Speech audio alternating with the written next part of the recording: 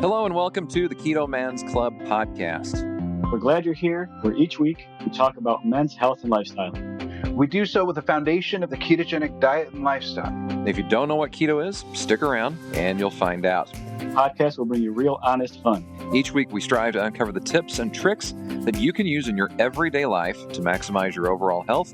Find the clearest path to becoming the best version of yourself that you were meant to be. Hello and welcome to this week's episode of the Keto Man's Club podcast. My name is Chris. I'm one of your hosts, and as always, I'm joined by Jim and Alberto. How's it going, Alberto? What's new? Oh, it's another sweaty, hot week down here in Central Texas. So adjusting to the weather, adjusting to the new workout routine. Now the gym's back in full swing. Yeah, it's just good stuff. Yep, that's the temperatures are definitely causing that for sure. And Jim, what's new with you? I think you maybe have gotten started with your workouts again. Yeah, the gym has opened up, and trying to knock things out as best possible. Kind of been on the struggle bus for the last week, to be honest with you, just some work things going on and life in general. So doing a little bit of personal time in the last week, and it's been much needed. I haven't had the quarantine time off like many people have, and I know that isn't something that everybody wanted to do. But by the same token, I'm about to the point where I'm ready for my vacation. Yeah. I think managing a bank during a pandemic is probably grounds for having some type of a vacation period. We were talking about that in a group chat amongst the three of us the other day, and that was my suggestion. I think that you need to take your dogs to the lake or something for a weekend or something. Got a friend who said go to a cabin on a lake and just disconnect for a couple of days, and that may not be the worst thing in the world. So we'll see. That sounds like a good plan to me. Heck, I don't even like nature that much, but that sounds good to me right about now. Getting away. How about yourself, sir? Keeping busy as always. Trying to get and stay ahead. Projects around the house are in full swing because that's what happens when summer comes around. My wife gets into project mode and keeps busy with all of that, and so we've been doing all of that and trying to keep busy just trying to manage everything that would be everything. So yeah, it's been pretty good. Let's not delay things too much. We've got a guest, as always. We're excited to get to talk again with Cody. But let's dive into our picks of the week. Jim, let's start with you. So my shout out this week goes to Matt Gottlieb. Matt is quite the beast here. So Matt is turning 57 next month, and he has gone from a very tight 42 waist to a loose 32 with a goal of a 30-inch waist. As Alberto called him, he's a tank. Got the V-shaped top and everything. I mean, just a beast. You would not think this guy is in his late 50s by a long shot when you look at the photos and everything. So Matt Gottlieb, who, let me double check where Matt Gottlieb is from. He is from Lexington, South Carolina. So congratulations, Matt, on the good work. Yeah, absolutely. Alberto, how about you? Mine's kind of a general shout out to like all the new members who are just not being shy and hopping right in with their stories and their transformation pics and how far they've come and where they're at in their journeys. Like it's pretty cool to see these guys, that little new member handshake next to their posts, and these guys are putting it out there. Yeah, and some of them have made some huge strides. They'll probably get shout-outs on future weeks.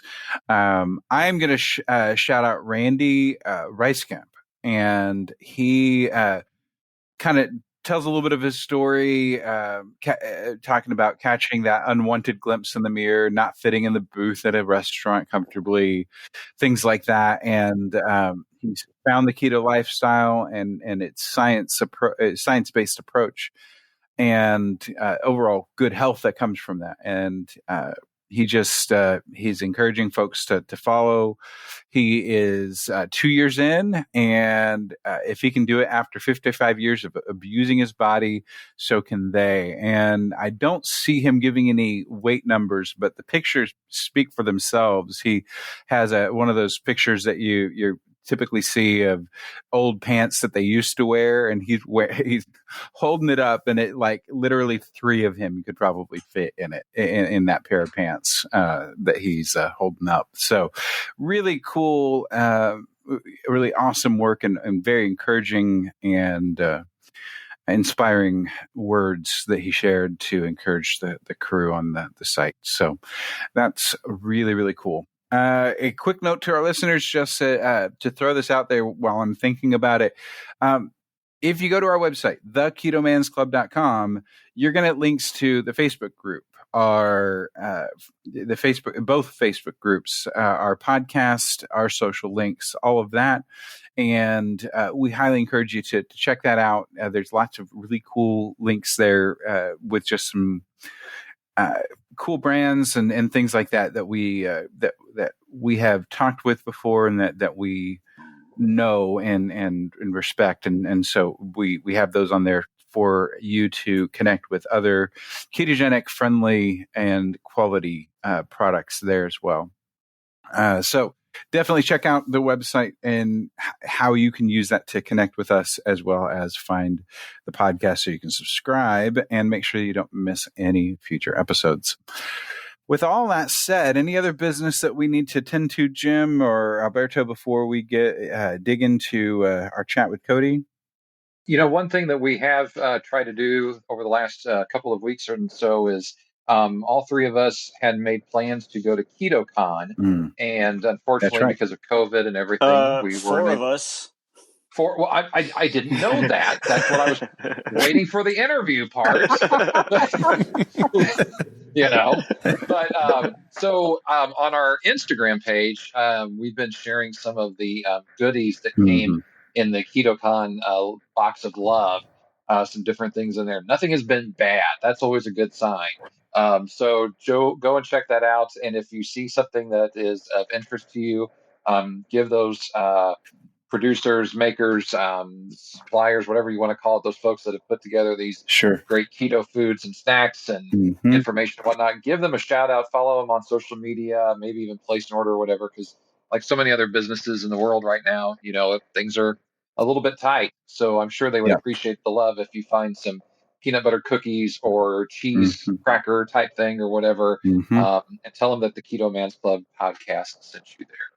Yep, absolutely. And they really are. There were really good options. There's a whole bunch of one of the options that isn't like easy to eat that's in here, but there's a whole bunch of different sweetening packets and things like that of different types from a couple different brands. I'm looking at the box right now, and so that's kind of a cool thing to be able to get to even try using in your coffee or in your baking or whatever you're doing, something a little different than what you can get at the store as far as the ready-made erythritol and things like that. So cool stuff in the box, and it was really awesome that they were able to get the sponsors, the vendors that were going to be at the show to get to contribute and still get to advertise, as well as be able to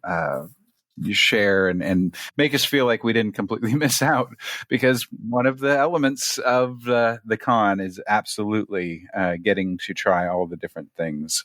And this time, even though I went through my stash very quickly, it wasn't enough to make me sick like it was in KetoCon weekend. So yeah, that's that. So yeah, definitely check out the Instagram feed and our thoughts on that. So that pretty much is all the business that we have for right now. So let's dig in. Cody, it's really great to have you back on the podcast this week. Hey, how you guys doing? Doing good. Good. So last time that we talked, we kind of talked about NACA, and we were promoting the first NACA competition at that point. The second NACA competition, sadly, was scheduled to be, was it last month or the month before? It was going to be at FitCon in Utah. Uh-huh. Yeah. So, unfortunately, as everything got canceled, that got canceled as well. And so, we, with that type of thing, we gotta do what we gotta do. And there was still a lot of competitors that kept on, I'm sure, and worked through and finished their cut, and that was really inspiring to see. But tell us a little bit about what's been going on since the NACA competition and all of that. Kind of get us caught up a little bit. Well, since the NACA competition, like I said, we were trying to. The goal for 2020 was to have the first show over in Utah at FitCon, and then we wanted to have one more show. We were still working all the stuff out. Sometime in the middle of summer, and then a finals here in October. And we were working with different companies to sponsor actual prize money and everything for the finals competition here in Dallas. And we were working on a whole pro card system and, all that good stuff. Mm-hmm. And, like you said, COVID hit. So we kind of had to re-game plan, go to the drawing board again. So, as far as NACA goes, we're kind of at a pause right now. I don't think, especially, I just got an alert on my phone. We hit here in Dallas a new record of 413 new cases today, when last week it was like at 300. So I'm kind of scared a little bit to go ahead and book a place for October to try to do some type of event. So, just kind of waiting it out. I do though think, because, like you said, a lot of people did continue with their plan and keep working out. I have been playing with the idea of having an online competition. Some of the reason why is we had a lot of people say they wanted to go to FitCon in Utah, but they were like, oh, I don't know if I can justify the cost and going out there. And so I thought about it more, and I thought, okay, well, how does this compare to like the NPC competitions that are out there? There are thousands of those across the country, and it's easily to get to those. So I thought, well, maybe we should do an online bodybuilding competition. And I've really thought about, okay, how can we make this as legit as possible? And then the ones that place in the top 10 in their division, when we do have the next live event, maybe that'll give them more confidence to actually pay for the ticket to fly out there, thinking that they might have the opportunity to win money, And so that's kind of the game plan right now, moving forward with NACA. I did have a really good conversation after recording for the KetoCon stuff with Robin, and 2021 KetoCon, she wants me to really help with some part of it that is, I think, going to be really exciting. So yeah, that's kind of where, as far as NACA goes. Mm-hmm. Well, I think, and then as far, go ahead. No, go ahead. I think that with NACA, I think that you're doing what's right for now, kind of just biding your time, seeing what's going to happen on the landscape, looking at all the options, and trying to make sure that you don't invest in anything that you're not going to, that you're going to lose the investment on, but also try to continue to lay the groundwork to build upon when most of this clears up and we're able to really launch forward. Yeah, definitely. It's been a struggle. Alberto is one of my guys for the I Want Athletics product that I have, and I made a big order before the quarantine hit, and now I'm getting messages from the factories and everything saying that they're just now finally starting to make all the product. But the worst part is the shipping cost is like triple now. It's insane. So I might have product just sitting out there for a while. Yeah. Well, that stinks, but that is kind of the way that things are going right now. Unfortunately, I think that's lots of small businesses like your own are being affected that way. In other areas of life, how are things going? Good.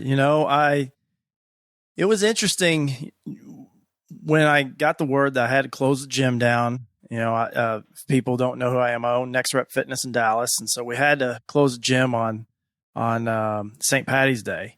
And that was a little bit new. I'm used to waking up ever since 2007, about 4 or 5 o'clock in the morning every day. Mm-hmm. And so going from that to waking up at 7:30, 8 o'clock for 2 months, that was an adjustment. And then finally being able to open back up on May 18th, I'm still kind of getting used to waking up that early and doing everything. But, and I'm getting back to, the workouts. Mm-hmm. Before we had to go into the quarantine, I was doing 5 days a week, Monday through Friday, of all carnivore. And then the weekends was keto. And that's how I treated keto as my cheat, And so I was loving it. Everything was great. I was having great results. And then, quarantine hit, and we're living in a house right now where it's my wife, my daughter, myself, and my in-laws right now. And when we were go place the orders for food at Kroger, do the click list and everything, half of our order was there. So like all the meat and all the stuff that I normally would eat, we got like half of it. So I kind of had to eat other things that weren't normally on my list, and so now things have gotten, back to where I'm eating normal, eating the keto. I haven't done the carnivore totally just yet. Now I'm just getting back into my normal keto eating habits and workout habits now. So it's been good though. Honestly, I think it was a good experience to kind of see what, because now I look at it as far as longevity. And so that I'm looking at the things that I eat and say, okay, it's okay if I have, 10 carbs over here today. Fine. It's okay, because in the grand scheme of things, that's nothing for the rest of my life. So I've definitely been able to look back and value the way I eat differently and still stay in ketosis. No, that's amazing, man. Yeah, it was definitely an adjustment for everyone. All of us that train and all us athletes, and one day your gym's there and things are going. I was in a mad groove, man. The last day that I was able to go to the gym, I actually set a PR on the hex bar deadlift. I think it was 455 pounds. No nice. belts, no wraps, no straps, just one rep and like a good 8-second hold. And so like my only saving grace was that like that day was like, okay, this was the last time I went to the gym. Like, we don't know what's going to happen here, but at least the last time I went, like I set a record. So I'm curious. I'm curious. Have you gotten to try that out lately? Yeah, what do you think? The very first thing I did was when I went back to the gym. Like the gym opened, like you said, the 18th. Our gym opened at 10, and I had to work that day, so I wasn't able to go right away. It was killing me. But I was able to sneak out during lunch, and I had one mission. It was a brief warm up, a lot of stretching, run straight to that hex bar, do my thing on the hex. And then as soon as that was done, I just, I didn't, because, I was all pumped up, but I know myself. I'm like, if I keep working out, I'm going to regret this tomorrow. Yeah. So I just did my one thing, a little tiny bit of benching just to get the feel for it. And I called it and went. But ironically, on the hex bar, same thing, hex bar, handles up, no belt, no straps. And I surprisingly still pulled 435. So that was very unexpected. That is exactly what I'm seeing, even with myself and then all the people at my gym. I've been really, really watching people's strength and asking them. And really the biggest difference that I've seen is strength really hasn't declined 2 months or too much over the 2 months. It's been the muscular endurance and cardiovascular that everybody's struggling at. That's where people have just fallen off big time, where they can't get either as many reps or they can't run as long as they normally have. But as far as just strength goes, I really haven't seen that much decline with everybody. That's actually very interesting because, yeah, I mean, you own a gym, so you would know, but yeah, that's an interesting perspective. I didn't even think about that. And I would say the only other thing that suffered for me is it's not so much grip strength as it was my hands just stopped getting used to holding on to heavy things to where, like, I'd get done with a deadlifting session. I could still do good amount of weight, but my hands took a beating. Yeah. Yeah, definitely.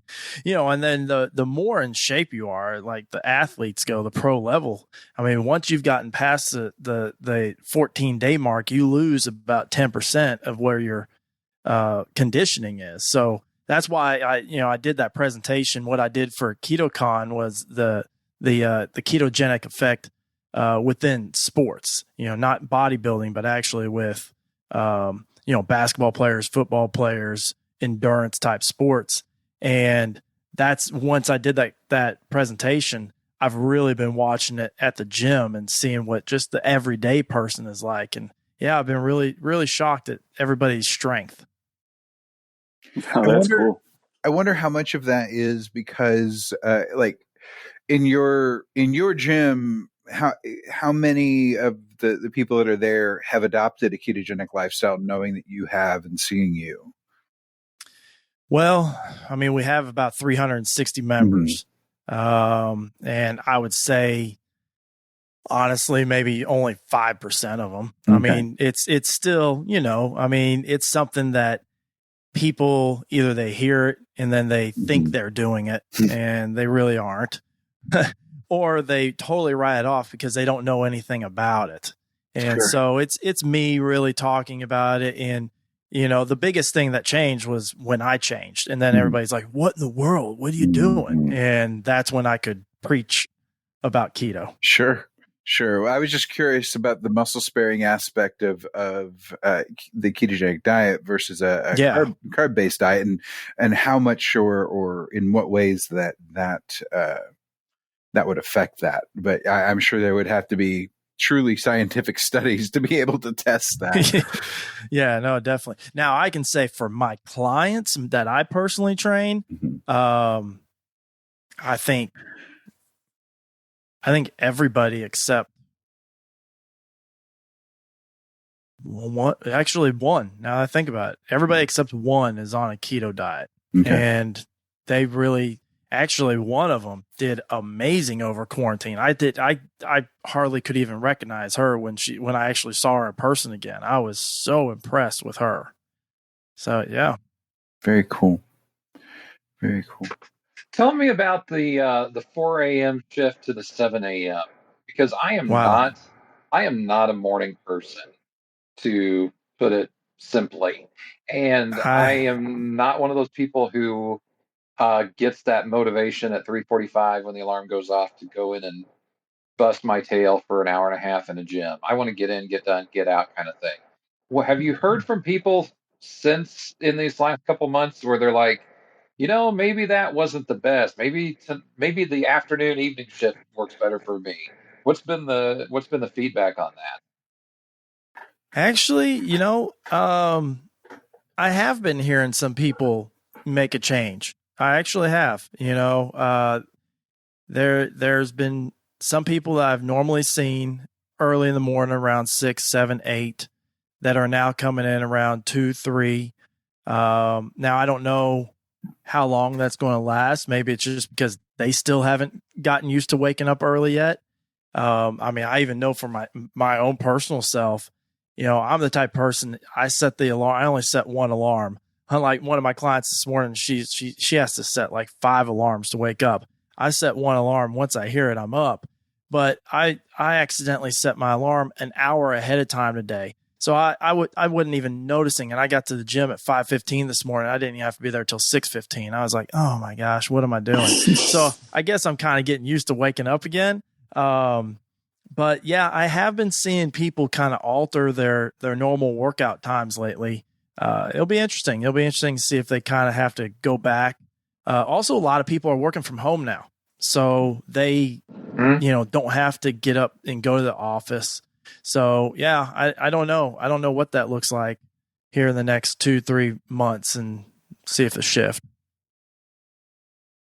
Absolutely. So you've had to make some adjustments during this time on the diet. Have you been able to transition back to fully carnivore the 5 days a week and whatnot now that more things have kind of leveled out in availability, or are you still kind of having to adjust on a moment to moment basis? No. I'm not doing the full 5 days carnivore right now. I'm just back to keto. I'm just back to keto. Even with the workouts, I'm a big person about balance. And, when I finally got back into the groove of everything about 2 years ago, I was about, okay, just slowly get keto back in my lifestyle again, get my workouts back going again. And that's where I'm at now. I'm a little bit quicker on keto. Now we've actually got these. Today was the first time I ever had it. We ordered some prepackaged company called Evolve, and they have a whole keto line. And I had that today and a steak earlier. So, I'm totally back on keto right now. But I do want to go back to the 5 days a week carnivore and then keto on the weekends. Sure. It's just easy for me. I don't want to have to think, Yeah. I just, what to eat, and it's just easy. Yeah.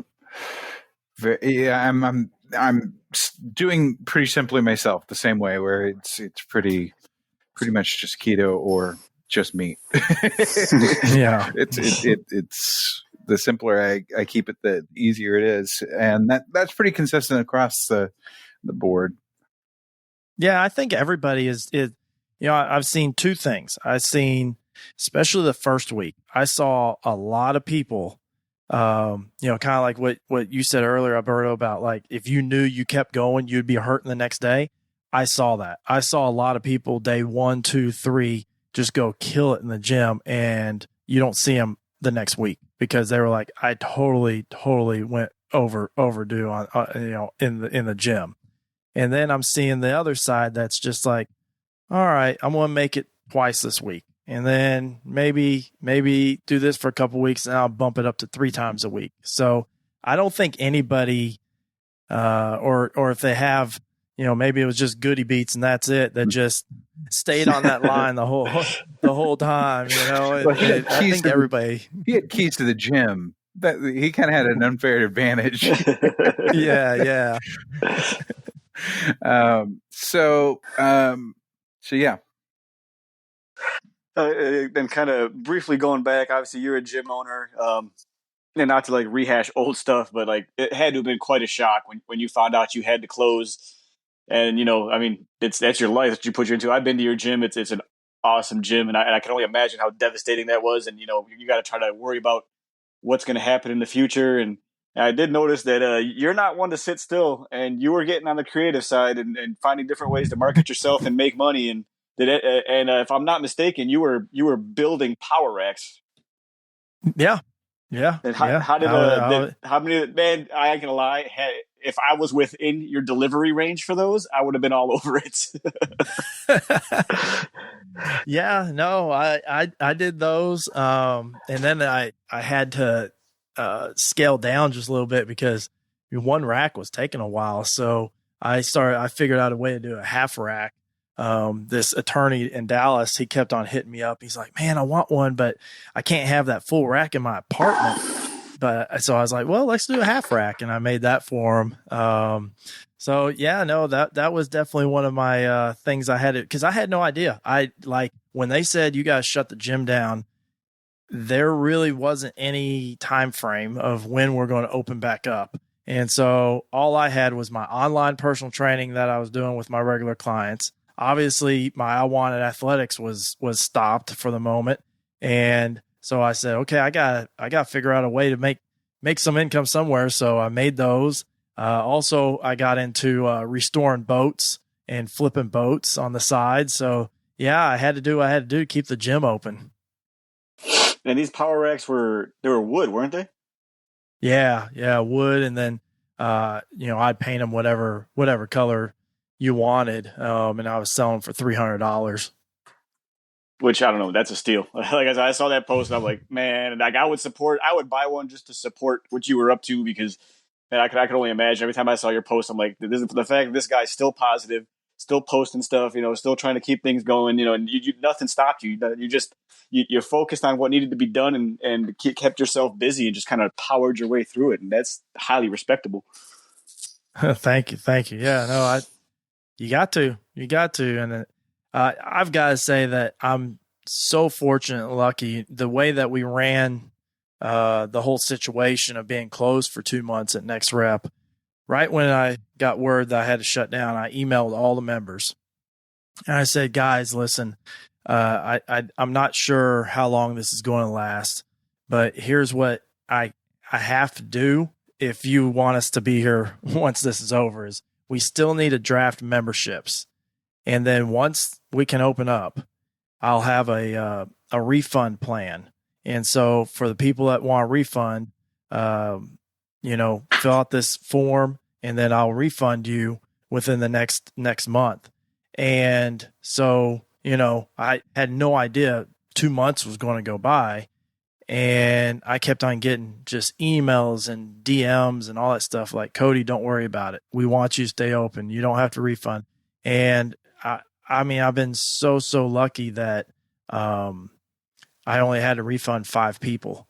And oh, wow. we did lose 42 people during that time, but we have gained a lot back simply for the fact that unfortunately, like the Gold's gyms and stuff, they had to close down, and now the 24-hour fitnesses are closing down, and there's 3 of them in our area. So, I'm sure we're going to get a little bit of a bump there as well. But the members were just awesome. And pricing wise, your gym, I'm sure, isn't that much different than the Gold's or the 24-hour fitness. I can't imagine that you wouldn't have been competitive in pricing already. No, I mean, we keep it really simple. It's a $65 enrollment fee and then $28 a month or $23 a month if you're a cop or a teacher or, whatever. Sure. So we keep it real simple. And we don't do that once a year draft on every July or none of that. So, yeah, I think that I think that's a good way to go for sure. So we wanted to talk a little bit deeper about the I Want It stuff. Like you said, Alberto, he's officially a sponsored athlete at this point. Tell us a little bit more about what you're offering there.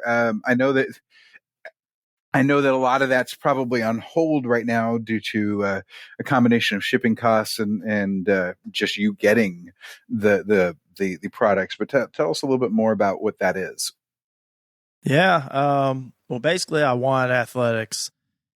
It was started by more of motivation. That's really what it was.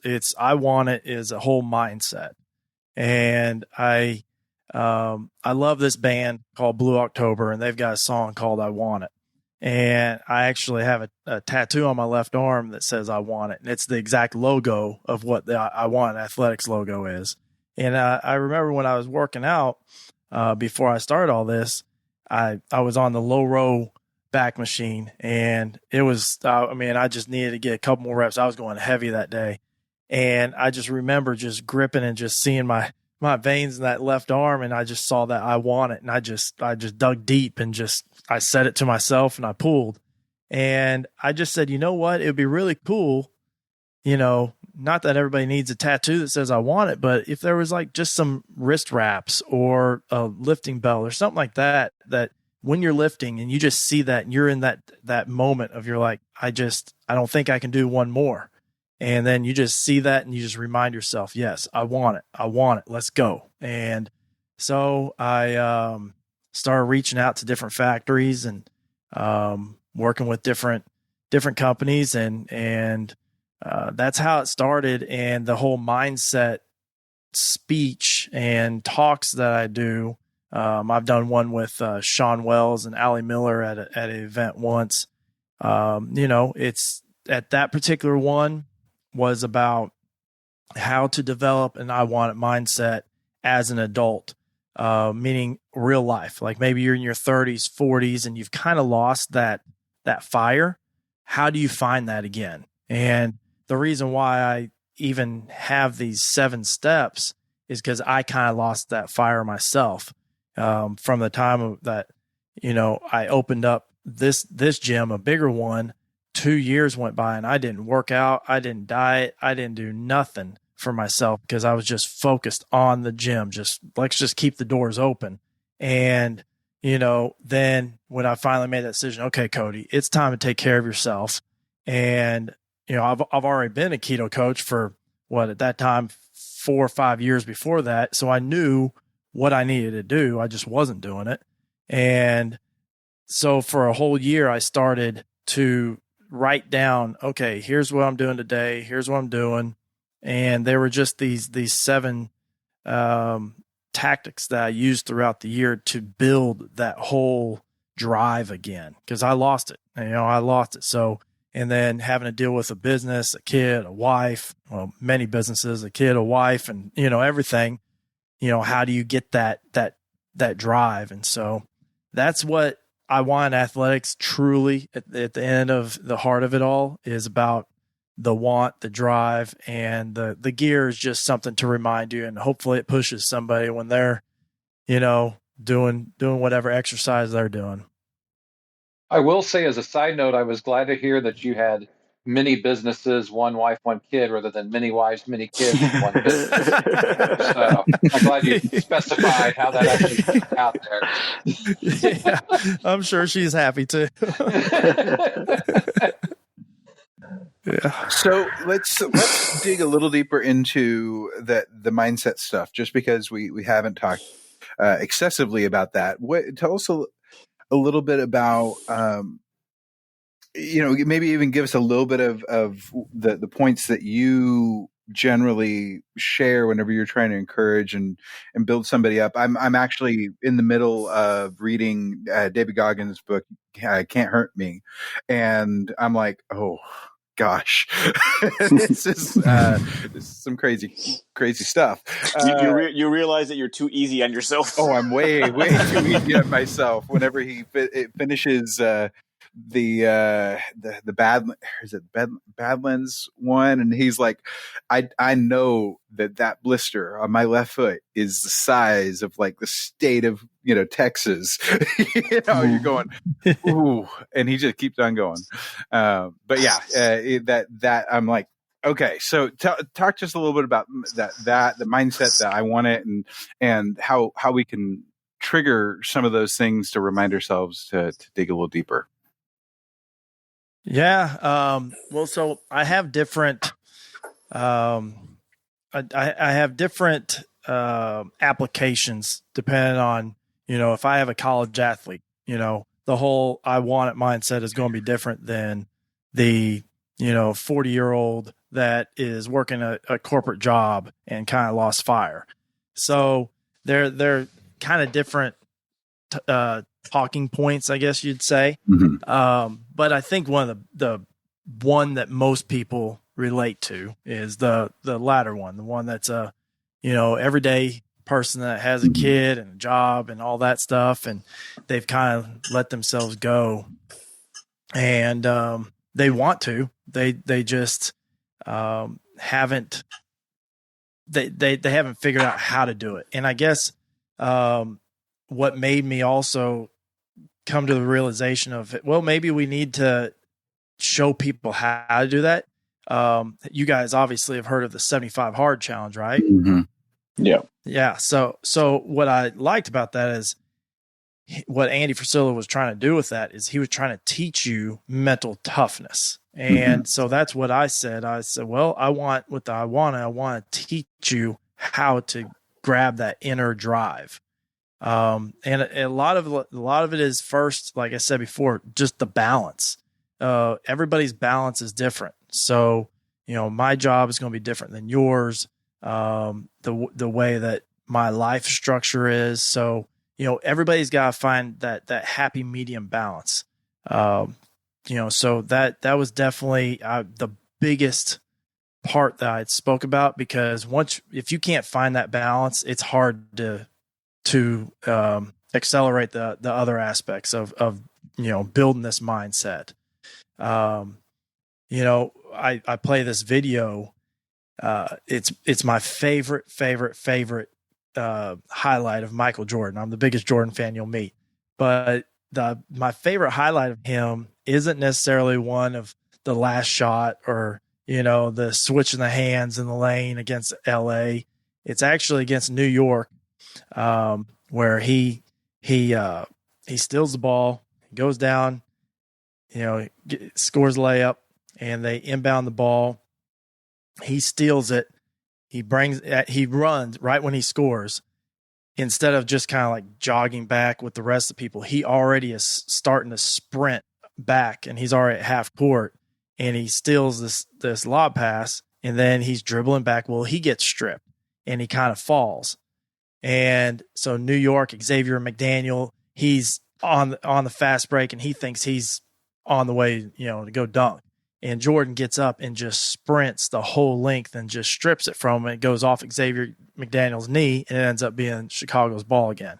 And so I was showing in that clip of, that's what it looks like to not give up. Just when you thought, oh, it's over here. Oh, it's over here. Or, hey, I can relax right here because I scored. And so I used a lot of those different details in the talk. Mm-hmm.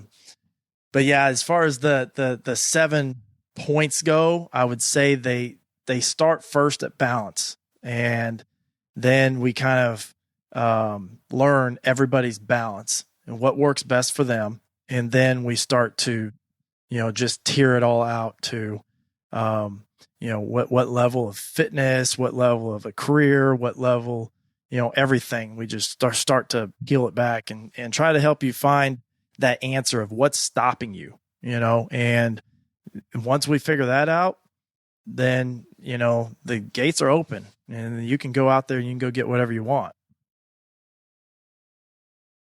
No, that's solid, man. That's really good. Speaking of Michael Jordan, I'm pretty sure I know the answer to this, but what was your take on The Last Dance? Oh man, I loved it. It was great, wasn't it? I though was I would say probably 98% of it I knew. But I was blown away at the very last scene when it basically came down that Phil Jackson was the reason that they didn't go on for the 7th title, 8th title.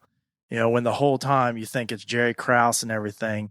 But yeah, I was like, wow. So it was Phil Jackson. He's the one, even though they came to him and said, listen, we want you back. I know what we said, but we want you back. And Phil was like, no, I'm not coming back. And so that's why Jordan didn't come back. Oh,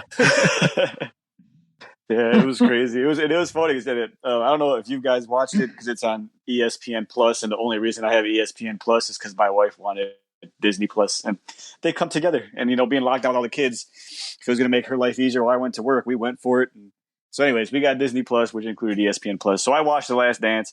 And it was funny. I was watching it with my wife, and like I'm pumped. Like I'm watching this thing, and my adrenaline's pumping just watching it. And my wife's take on it was like, he's kind of mean, and it was so foreign to me because like if you've ever competed in anything, like you 100% understand that mindset. Now there's no way you could take it to the intensity and how personally Michael Jordan took it. But like if you're ever an athlete, like I'm like, that doesn't really seem like that bad of that. That behavior is not that far out of range, like for how I've lived my life. It's like I could completely understand it, but her take on it was that he was just mean. Yeah, no, I totally. I mean, even the stuff that he did, like to Scott Burrell, I thought it was going to be real bad because Jordan said at the beginning before they all came out, he's like, I'm really worried people are going to think I'm a jerk. And then when I saw what he did to Scott Burrell, I mean, I was like, dude, that's what we did every day in practice to each other. Like that was nothing. That was no big deal. I'm the type of person though, I would have loved to have played for Coach Bobby Knight. Cause I need that. I need somebody to just get in me and just get going. So, yeah, I love it. I absolutely love it. Bobby Knight, I've actually met several times because I'm in Bloomington, Indiana. So, I've met him and worked with him a little bit over the years. A good buddy of mine was a student manager for IU basketball back in the day, and he's definitely an interesting character for sure. I've got a really cool story that I don't think I've ever told on a podcast or anything. Normally, we never talk about basketball, and that's really my background. I was a college basketball coach. But I'll tell you real quick. I was coaching at Jacksonville College, at JUCO, and we had a 6'11" guy from overseas, Thomas, that Texas Tech really wanted badly, and the head coach that's for Texas Tech now was the second assistant there at the time. And so he came down all the time, wanted to see Thomas play and everything. And so the way it kind of works in D1 coaching is all the assistants do all the work. They're the ones that are going out, they're recruiting, they're really making sure that all the players that they're recruiting, they siphon it down to the top 3 players that they're like, okay. Then they go to the head coach and they say, okay, we've looked at everybody. We've figured out, are they signing here? Will they have the GPA to come here? Are they, all that good stuff. And here's our top 3 players that we think you should go recruit. And then that's when the head coach will go and actually make the impressions and go meet the players and go meet the family and all that stuff. So many, many times that assistant, he came out and met us and met Thomas. So finally, they said, yeah, we want to sign Thomas. So Coach Knight comes to one of the games. Now, Jacksonville College, it's a small little JUCO in East Texas. And I mean, the gym, I would say probably 90% of high school gyms are bigger than what this gym was. And so here comes Coach Knight. He's sitting up in one of the top bleachers, and I am just like in shock. I'm like, oh my gosh, there's freaking Coach Knight right behind us. And so we had this one really athletic player that could just jump out of the gym. And I had this play we called number 2 that when I was playing college ball, they ran that for me. It's a backdoor alley-oop play. And so I told Coach Young was the head coach that I was working under. And he always said, Cody, whenever you feel that it's time to call that play, just let me know. And we needed a shift in the game. We needed to change momentum. And I knew we needed a little bit of hype. So I said, hey, it's time to call 2 for Dwayne. And so we do it. Works out perfect. We get an alley-oop dunk. The crowd goes nuts, all that good stuff. The game is over. We end up winning. And so now picture Coach Young's office is probably about 8 foot wide by 10 foot. I mean, it's a small little, and he's got his desk in the middle, which is huge, and then these 4 seats. So it's Coach Knight, that assistant coach, myself, and Coach Young, and we're sitting in the office. And I'm like, at this time I'm 27, and I turned 40 this year, so it's been a while. And Coach Knight goes, "Hey, Coach Young," well, he said Greg. He said, "Hey, Greg, what was that play you ran?" Coach is like, "Which one?" And he goes, "That alley-oop play." And I was just expecting, that's normally how it is. I was just expecting Coach Young to get the pad out and start drawing it out. And he looks at me and says, "Well, Coach, show him what it was." And I was like, "What?" And so I get to draw it out. And it's one of these Nike charts that has like all these half courts on there. So you're drawing each set of the play. And I'm doing it all. And I kid you not, 2 weekends later, I'm watching Texas Tech play, and they ran my number 2 alley-oop play. It was awesome. That's awesome. That's cool. Yeah. I'll tell you a Bobby Knight story after we get off the air, because it's not a public story. We'll just leave it at that. So, yeah. Actually, I was looking for his video the other day because somebody was talking about cussing and stuff, and I love this one video he has about using the F word, but they ended up pulling it off the internet. But I love that. I love that video. I don't want to go too long, but have you ever seen the video where he where he was on the Bob Knight talk show, and Chuck Marlowe was the host of this? He was a longtime sports broadcaster in Indiana. And there was this bitter rivalry between IU and Purdue University, which is in West Lafayette, Indiana. And so Coach Knight said that they had brought down a representative from Purdue to talk about Purdue basketball, and they brought a jackass onto the stage and literally had this mule standing there for an entire hour, and Knight would like talk to it and say, well, what did you think about this play? And that thing would just look, and he's like, yeah, that's what I thought. I mean, it was Oh my classic, gosh. classic. And if you didn't grow up with Bob Knight or anything, it probably makes no sense. But if you Yeah. did, you will totally appreciate it. So Yeah, definitely. That's yeah, awesome. yeah. Hey, question for you, going back to gym stuff and everything like that. So, kind of a generic question slash 101.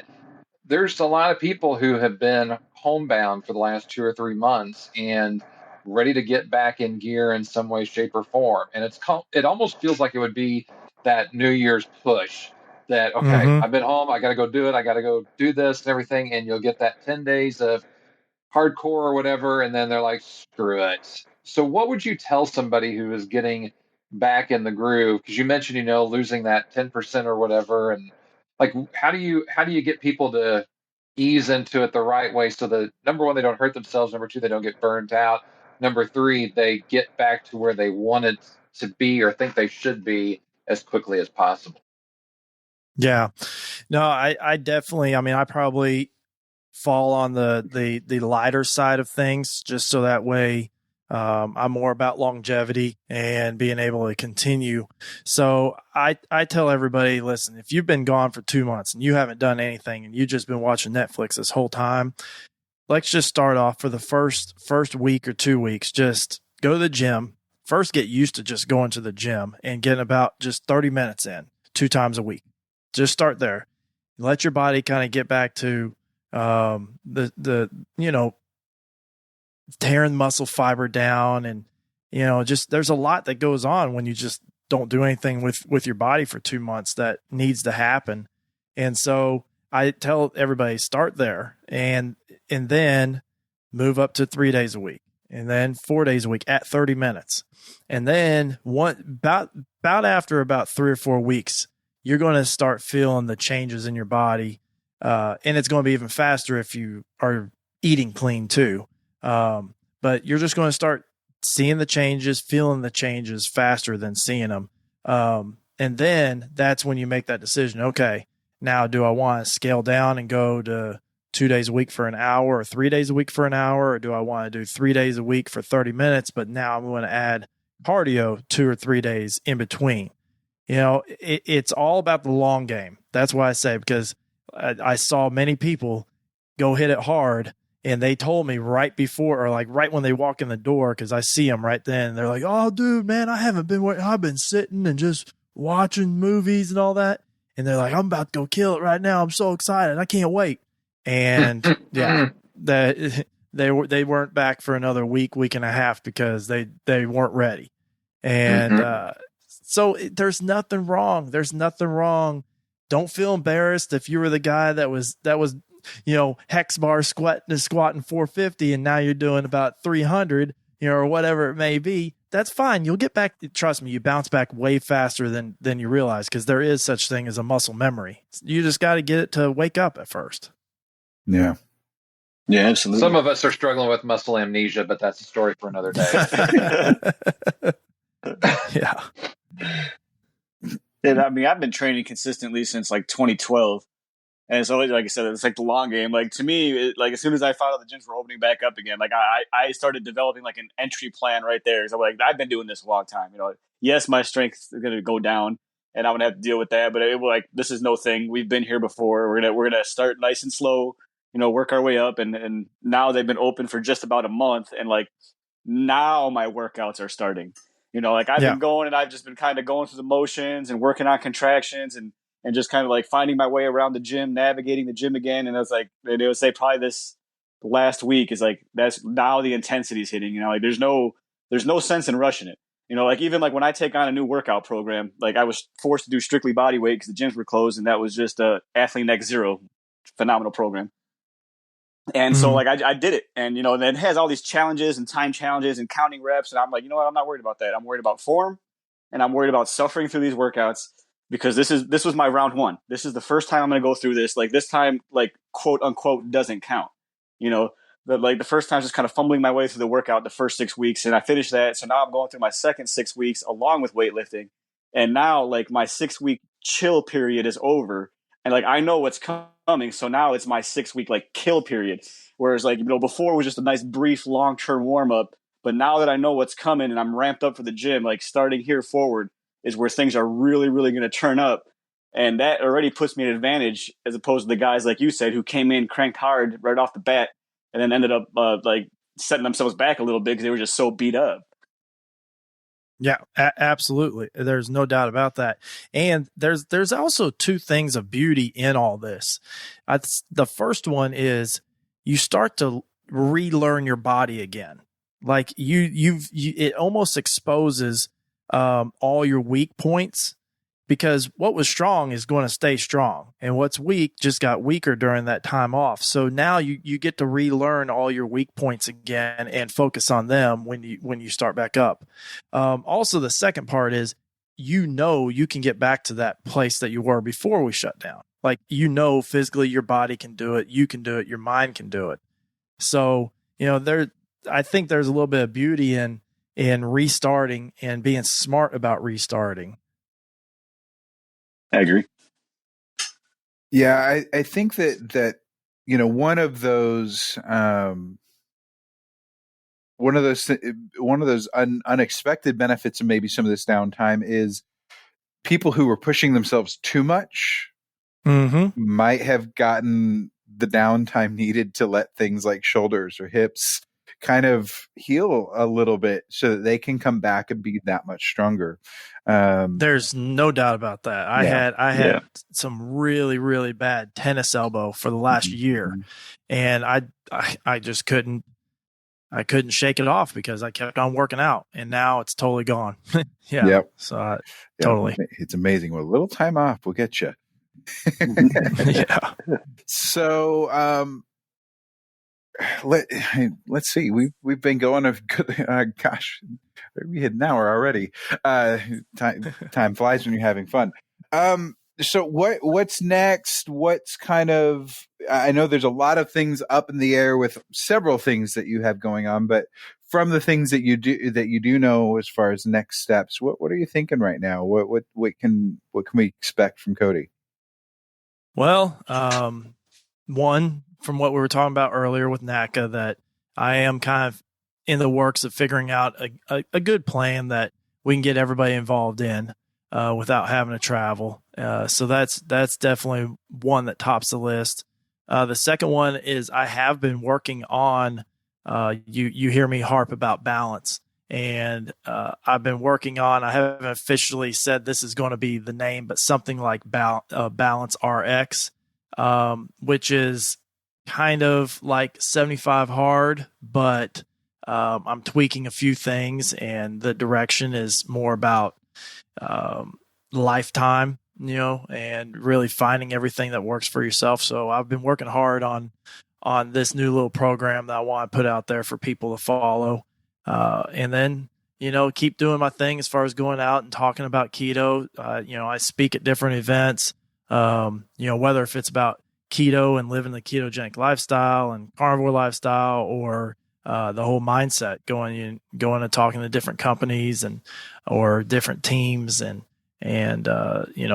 just helping them, work through ways to get through your day-to-day tactics the best way you can and tackle everything with efficiency and have some drive and have some fun at the same time. So that's kind of where I'm at with everything, getting now the gym's up and running. So we hopefully we won't have a second quarantine. So, hopefully that just, we're in a good place there, I hope. Yeah. And we were talking earlier, you're still doing your podcast and you're kind of trying to do some live streaming stuff.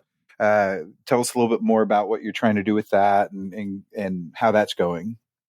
Yeah. I have a podcast called the MF Fitness Podcast.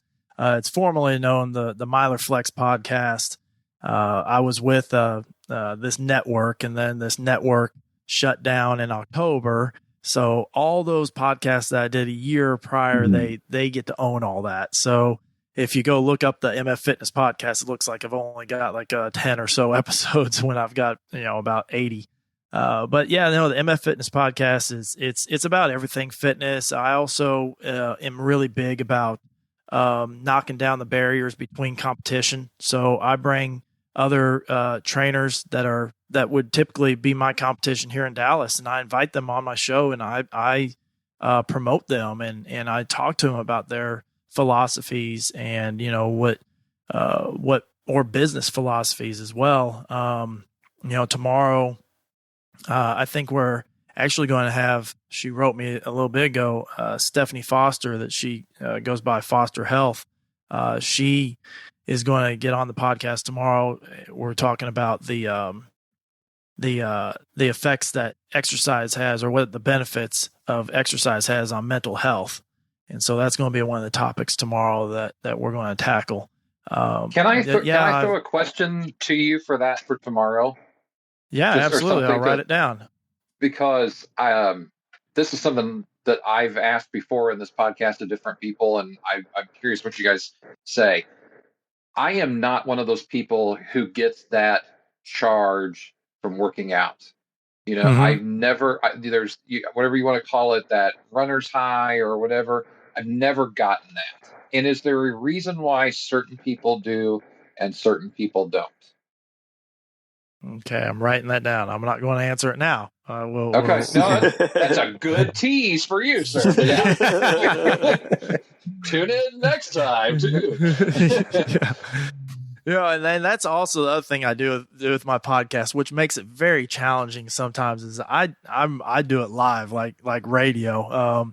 When I use an app called Spreaker, and so when I say I'm going, when I'm recording, it's actually going live out there.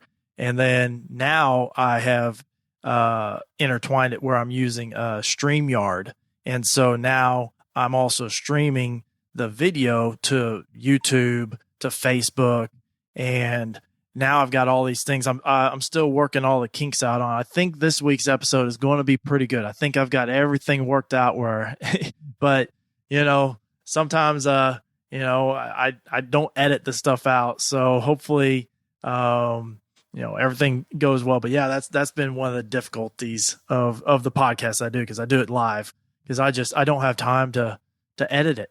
I'm just like, okay, that was good enough. Push it. Let's go. Yeah. Yeah. Speaking as the editor, I totally understand that sometimes I wish that I could, I'm OCD enough that, and perfectionist enough. I can't push it cold like that, but I don't want to sometimes, because I'm like, I just don't have the time. Yeah, I get you.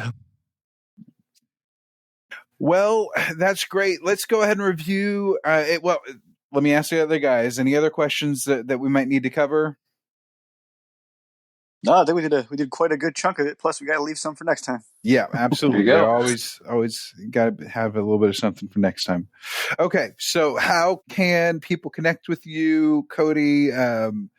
Social media websites, your gym, because we've got people in the Dallas area, all that stuff.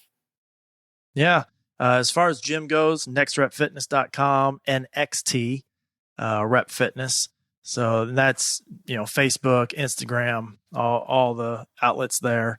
If you're really interested in more just keto and keto coaching and tips and tricks and all that good stuff, at Fit Keto Cowboy on Instagram, also on Facebook, and then also TikTok now. And then for my podcast, MF Fitness Podcast, and for my sports, I Want Athletics, at I Want Athletics on Instagram. And then I also have my regular Myler Flex, where that's the people that aren't keto, more my athletes and stuff that I have. I kind of have them on Myler Flex. So that's at _ Myler Flex on Instagram. Very cool. We've got a new outro and that I developed last week for the podcast that went out last week. And so that has information on how you can connect with all of us. But the main idea on that is go to our website, theketomansclub.com. If you get the chance, leave a review on Apple Podcast or Spotify, because that will just help people get it in the system a little bit better. And any support that you can give is very much appreciated. If you and I say this in the recorded outro, but it bears repeating. If you think that this discussion was valuable and would be valuable to someone else, try to share it with them, because that goes a long way. We've had a lot of organic growth by word of mouth, and that's really the best thing that we can ask for. And so we humbly ask that if you found value in this, share it with someone else that might find it valuable as well. Well, that's it for now. Unless there's any, speak now or forever hold your peace. Well, that's it. Hey, you had your chance. That's it for this week. Until next week, make sure to eat meat, lift heavy, sleep, and repeat. Thank you for joining us for the Keto Man's Club podcast. Your support means the world to us. Don't forget to subscribe so you don't miss an episode. Would you help us spread the word about the Keto Man's Club by sharing with your friends and family? We're available on all podcast platforms, so just search for Keto Man's Club and you'll find us. If you would like to connect with us, you can do so a number of ways. Our web address leads to our Facebook group, theketomansclub.com.